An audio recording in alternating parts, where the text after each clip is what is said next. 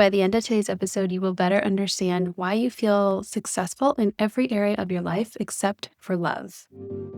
Welcome to Heartbreak to Wholeness, the podcast helping you heal from the mindfuck of narcissistic relationships and move towards the secure, peaceful woman you want to become. I am your host, Brie Walta, relationship clarity coach and EFT certified practitioner. Let's dive in. You know what's wild is that you have built a life that most people would envy. You are respected, you are successful, you are in control of your career, and you make decisions every day that move mountains. But when it comes to love, everything that you know about confidence and clarity and discernment and boundaries just evaporates. And if you're honest, that gap between how you show up and how powerful you are out there and how powerless you feel in love hurts in a way that you don't even want to talk about. Because how do you explain it? How do you explain the person who can lead teams and close deals and make money and stay calm under pressure and yet completely unravels over a text message? You keep thinking, I'm smarter than this. I shouldn't be here again, but you're here. And I'm so glad you are. Not in the pain that you're in, but I'm glad you're here listening to this episode because the title resonated with you. Because today we're going to talk about why this happens and how you can shift it. So you're going to discover why this same energy that makes you powerful in your career might be the very thing that's sabotaging your relationships. You're going to understand why you feel confident at work, but you fall for and stay with men who are unhealthy or narcissistic or otherwise take advantage of you. And you're going to discover how you can actually become the woman who stands for her worth in relationships, just like you stand for your worth in business. And be sure to stick around to the end of the episode where I will pull an oracle card that will offer you a message that you can use this week to stay more conscious in your healing. So let's get into this. You have dated people that couldn't meet you halfway. Financially, emotionally, energetically. You have found yourself in relationships where you have carried far more than your share. Paying for things, planning everything, doing the emotional labor, holding space for their anger outbursts, and taking full-on blame for what is not yours, even when you are running on fumes. And you're so used to being the strong one until you fall in love. Then suddenly, that woman who can run her life like a CEO becomes the version of herself that she doesn't even recognize. Anxious, waiting, hoping, overgiving. And it's not like you don't get those momentary like, fuck this epiphanies. I know because I have been this woman. I was you. And I would have those epiphanies, but they would be so brief, where you would try to walk away or maybe actually walk away, but then inevitably you go back because part of you believes them when they say that they will change, that maybe this time they will rise. Maybe this time they will hold up to their potential. And I know what you're saying to yourself during those moments is that I can't leave them when they're at their lowest point. They'd be nothing without me. I know you tell yourself that you're being compassionate, and you are being compassionate, but it's at an expense because deep down, somewhere in there, you know that you're trying to earn or keep or fix love that should just be easier than this. And that is the part that fucking stings the most, doesn't it? Because you know better. You have read the books, you have done the therapy, you have done all of the research down all of the rabbit holes about narcissism and what it is and what it looks like and trauma bonding and how you get in it and what it means. So you know these things, you know that these are components of the relationship, but it's like your head and your heart are living in two different worlds. So as someone who is very smart, I know that you're smart. I know that your baseline of intelligence and operation and efficiency and future planning is like everyone else's minimum. Like your baseline far exceeds where most people are. So to not be able to figure out what is going on in your relationships and why you don't feel like the same woman in both worlds is a mindfuck. It totally is. And it's not just the disappointment of this. It is the shame. I know this because I felt this too. this quiet humiliation of, I can't seem to figure this out. You start questioning your worth, not because you don't know it logically, but because you keep finding yourself in these relationships that don't match the woman that you have worked so hard to become in your career or in other successful areas of your life. So it's embarrassing, right? Do you feel that? Like you don't actually want to tell your friends and family how bad things are because if you tell them, they're going to look at you cross-eyed like, girl, stop, leave. Or maybe they have told you that. And you can't find it within yourself to actually leave or to actually leave and not go back. Every time that the cycle plays itself out with your partner, you whisper to yourself, maybe it's me. Maybe it's my fault. Maybe I'm too much. Maybe I expect too much. Maybe I'm putting too much pressure on what love is supposed to look like. Or maybe love is just not for me. And that shame and that exhaustion, that starts to bleed into everything else. Right? You're showing up to work, but maybe half your mind is on last night's fight. Or you're smiling at dinner at friends saying, we're fine, not even venturing into the 40,000 problems that have been happening recently and how anxious you are because he's not texted you yet.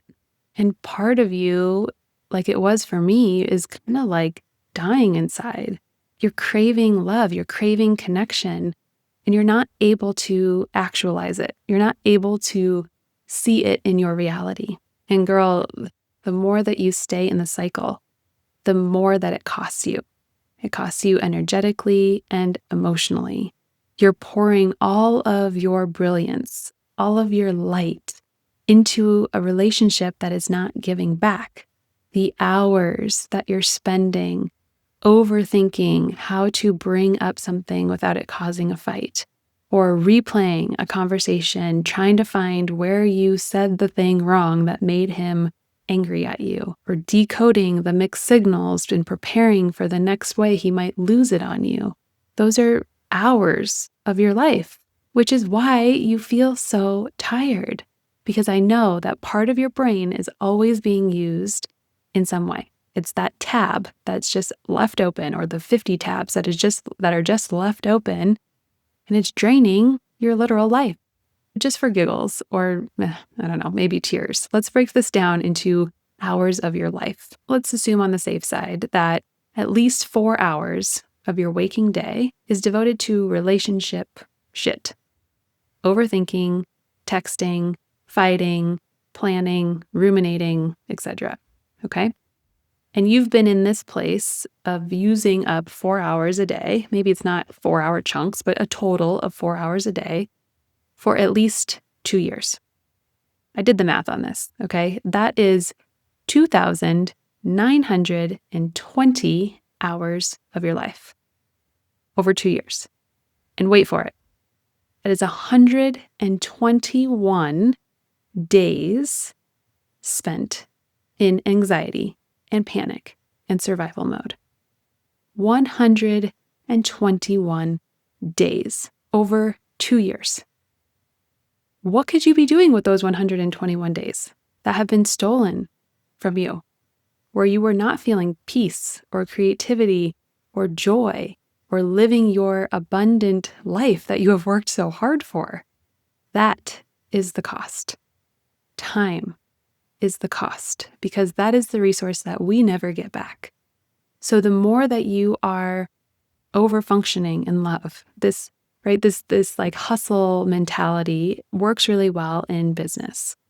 And when we overfunction in love, we extend ourselves and we attract partners who underfunction and who take advantage of people who they can take from and use in every way that they can. Part of what I do in my signature programs with clients is help them to untangle this, help them to understand what are the beliefs that keep me attracting these people or keep me in relationships, even though I know that these are not good relationships. Getting to the root of that problem is what will give you your time back. And I know that you might be telling yourself that I just haven't met the right person. But this isn't about finding the right person.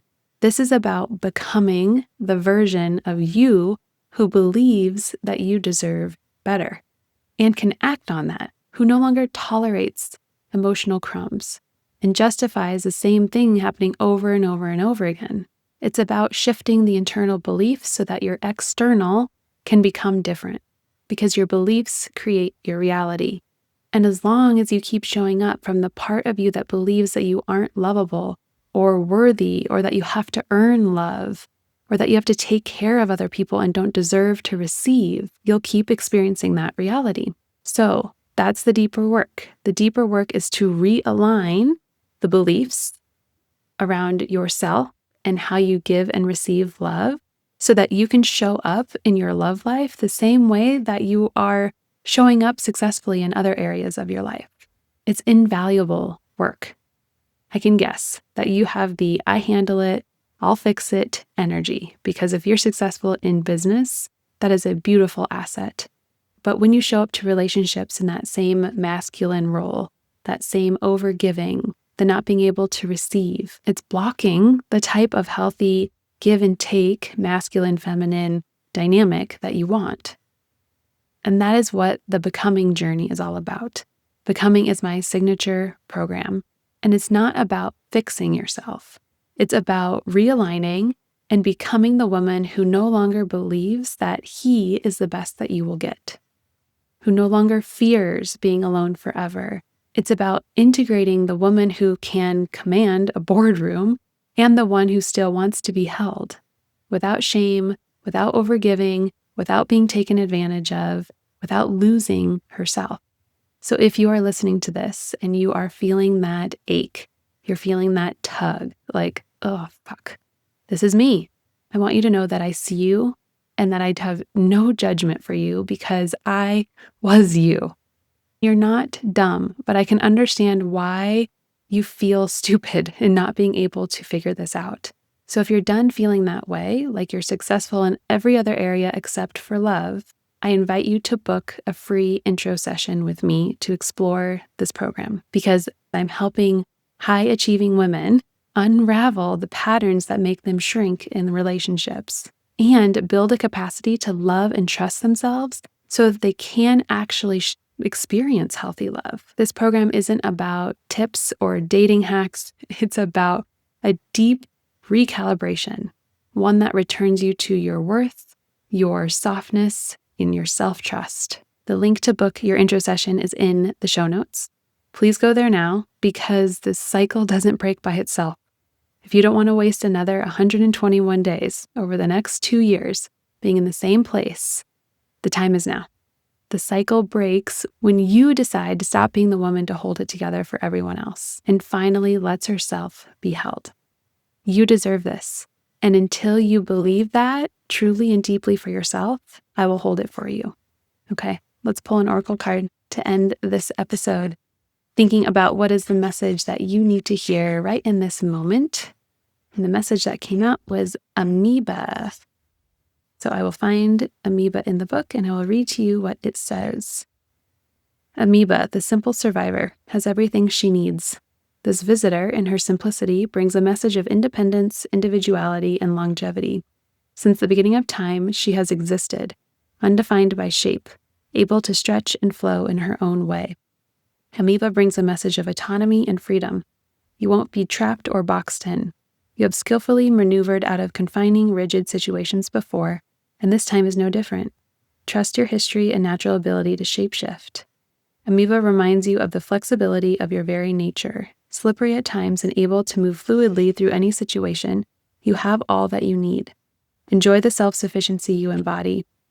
If perhaps you have forgotten your autonomy and stick like a parasite to things that don't serve you, amoeba is a reminder to be flexible, creative, and to let go. Being too strict goes against your natural essence. Free yourself and simplify. It's always perfect. It always is. I look forward to seeing you in your intro session, and until I see you there, please, please, please remember that you are not alone.